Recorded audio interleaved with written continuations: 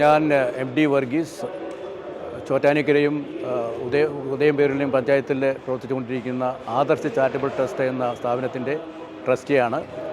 നമ്മുടെ എല്ലാം പരിഗണനയും പരിരക്ഷയും ആവശ്യമുള്ള ഭിന്നശേഷിക്കാരായ കുട്ടികൾക്ക് വേണ്ടിയിട്ട് നടത്തിക്കൊണ്ടിരിക്കുന്ന ഒരു NGO ആണ് ആദർശ് ചാരിറ്റബിൾ ട്രസ്റ്റ് എന്ന് പറയുന്നത്.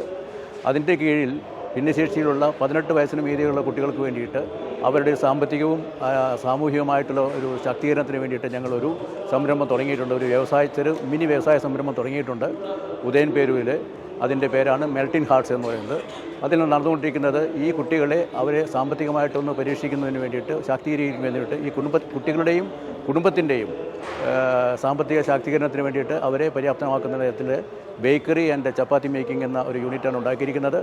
അതിൽ നിന്ന് അവർക്ക് ട്രെയിനിങ് കിട്ടുന്നു. ആ ട്രെയിനിങ് കിട്ടിയതനുസരിച്ചുകൊണ്ട് അതിൽ പ്രാപ്തരായിട്ടുള്ള കുട്ടികൾക്ക് സ്വന്തമായിട്ട് ഇത്തരം യൂണിറ്റുകൾ തുടങ്ങാനായിട്ട് സാധിച്ചിട്ടുണ്ട്. ഇത് ഓൾറെഡി 2 കുട്ടികൾക്ക് വേണ്ടി അത് ചെയ്യാൻ സാധിച്ചിട്ടുണ്ട്.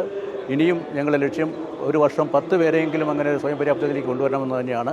ഈ യൂണിറ്റ് വളരെ വിജയകരമായിട്ട് പ്രവർത്തിക്കുകയാണ്. ഉദാഹരണത്തിന് കഴിഞ്ഞ ജനുവരി കഴിഞ്ഞ ഈ ക്രിസ്മസ് ന്യൂ ഇയർ സീസണിൽ ഞങ്ങൾ ഒരു 25 ലക്ഷത്തോളം രൂപയുള്ള പ്ലം കേക്ക് ഈ കുട്ടികൾ ഉണ്ടാക്കിക്കൊണ്ട് സെയിൽ നടത്തിയിട്ടുണ്ട്. വളരെ വിജയകരമായിട്ട് വളരെ തൃപ്തികരമായിട്ടുള്ളൊരു പ്രോഡക്റ്റാണ് ചെയ്യുന്നത്. ഈ പ്രോഡക്ട്സുകളെല്ലാം വിൽക്കുന്നതിന് വേണ്ടിയിട്ട് അവിടെ ഒരു മെൽറ്റിംഗ് ഹാർട്ട്സ് എന്ന് പറയുന്ന ഒരു കഫറ്റേരിയ കൂടി ഈ കുട്ടികൾ നടത്തുന്നുണ്ട്.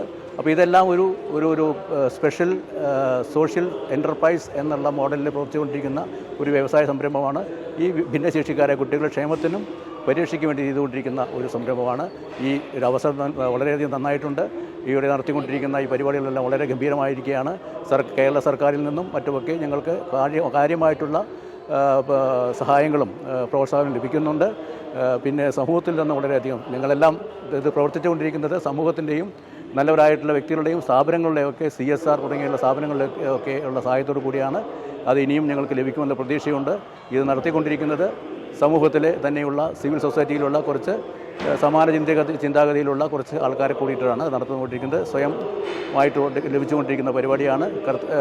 ഇതിൽ നിന്നും സർക്കാരിൽ നിന്നും അത്യാവശ്യമൊക്കെ ചില സഹായങ്ങളൊക്കെ ലഭിക്കുന്നുണ്ട്. കൂടുതലും സഹായം ലഭിക്കുന്നത് സമൂഹത്തിൽ നിന്ന് തന്നെയാണ്. CSR ഫണ്ട് വഴിയായിട്ടും വ്യക്തിഗത സംഭാവനകൾ വഴിയായിട്ടൊക്കെയാണ് നടന്നുകൊണ്ടിരിക്കുന്നത്. Thank you.